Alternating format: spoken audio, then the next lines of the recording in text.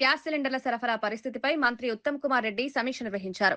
గృహ వినియోగదారులకు గ్యాస్ సరఫరాలో ఎలాంటి ఇబ్బందులు ఉండవని స్పష్టం చేశారు. ప్రజలు ఆందోళన చెందాల్సిన అవసరం లేదని హామీ ఇచ్చారు. రాష్ట్ర వ్యాప్తంగా గ్యాస్ సరఫరా వ్యవస్థను పర్యవేక్షించేందుకు ప్రత్యేక కమిటీలను ఏర్పాటు చేసినట్లు తెలిపారు.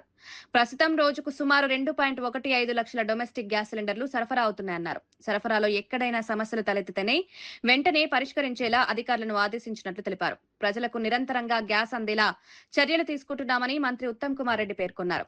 గతంలో 23,000 సిలిండర్లు పర్ డే కమర్షియల్ కన్స్యూమర్స్ కి సప్లై చేస్తున్న తరుణంలో ఇప్పుడు కేవలం 6,200 ఈ ఆయిల్ కంపెనీస్ ఎల్పిజి డిస్ట్రిబ్యూటర్స్ కి నుంచి కమర్షియల్ కన్స్యూమర్స్ కి ఇవ్వగలుగుతున్నారు. ఓకే, సో ఫిగర్స్ కూడా క్లియర్ కదా.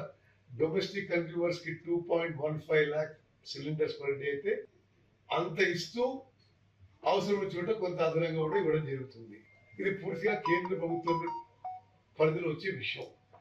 కమర్షియల్ సిలిండర్స్ గతంలో 23,000 పర్ డే ఇస్తుంటే, కమర్షియల్ అంటే హోటల్స్, రెస్టారెంట్స్ ఇవన్నీ ఇప్పుడు 6,200